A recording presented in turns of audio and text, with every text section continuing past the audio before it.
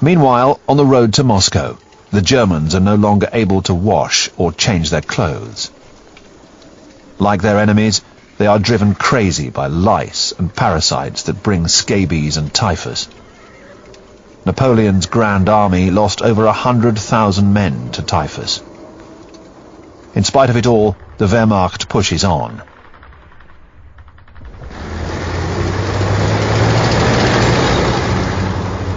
The German vanguard reaches the outskirts of Moscow, and even the end of the bus line that goes straight to Red Square. While the Soviet army holds back the advancing German troops, Stalin orders the parade commemorating the anniversary of the revolution to be held as usual.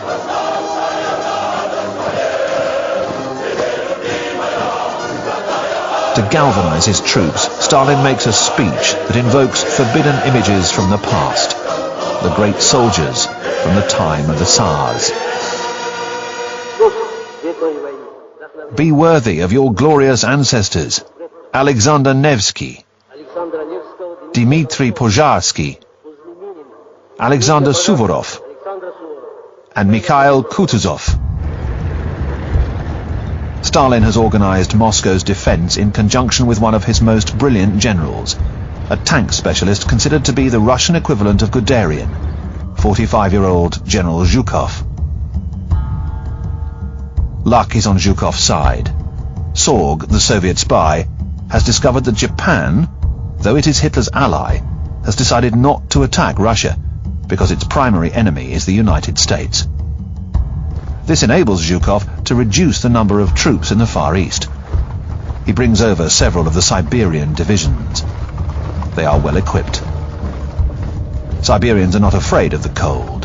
They are rugged outdoorsmen who are used to using their wits. They have brought their skis and their reindeer with them. And now they are going hunting for Germans. Zhukov wants to trap the Wehrmacht in a pincer movement.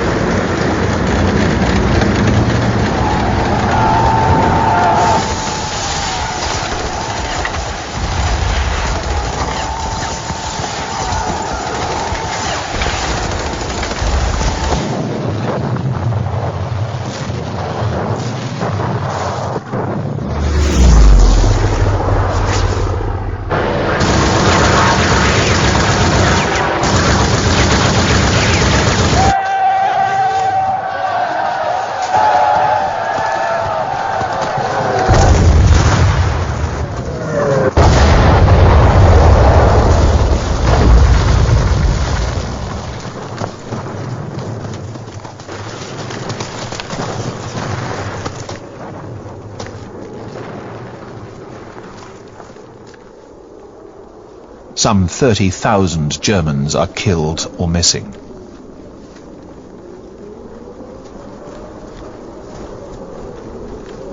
Thousands are sent off to Siberia. Their struggle with the cold is far from over. Less than 1 in 3 will return home, almost 15 years later.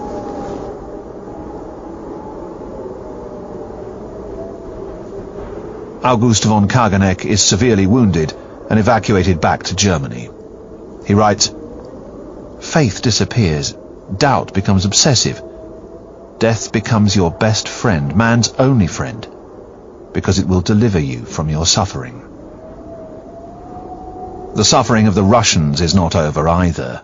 Their country has been ravaged. Moscow has been saved, but millions of people have been killed or taken prisoner.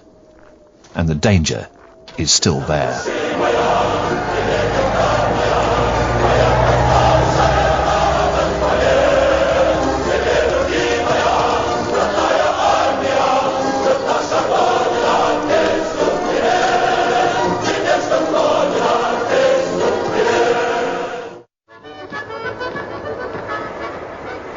The Wehrmacht has been pushed back 200 kilometers. Hitler orders his army to defend that new line at all costs. he dismisses 35 generals, including Guderian, and takes personal charge of the Wehrmacht.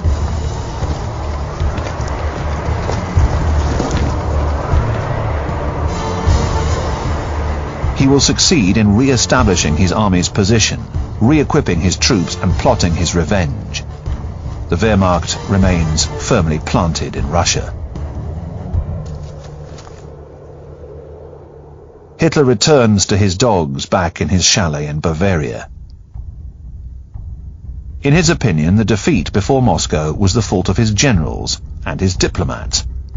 Weren't they the ones who had claimed that France and Britain wouldn't go to war for Poland? And of the Abwehr, the German intelligence service, that misinformed him about the state of the Russian army. Hitler adds, "The Bolshevik army is made up of peasants who fight with barbarian unconsciousness and workers trained by the fanatical mysticism of communism." But Hitler believes in his lucky star. He will prevail. He can enjoy himself in the company of his sycophants. Here, Bormann's mistress introduces him to a German movie star, the actress Magda Schneider.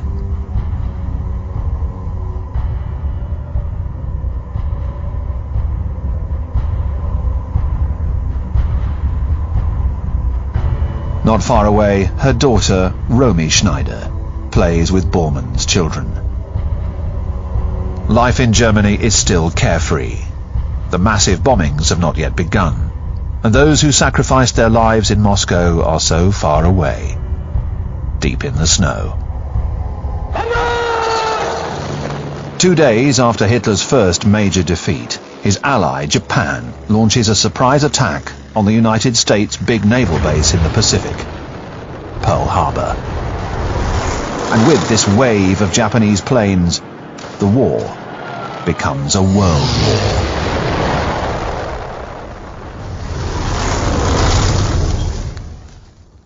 In London, Rose dances. She is already dreaming of Christmas. She hears her parents say, "Now the Americans will fight on our side. The Russians are on our side. We British are no longer alone in this."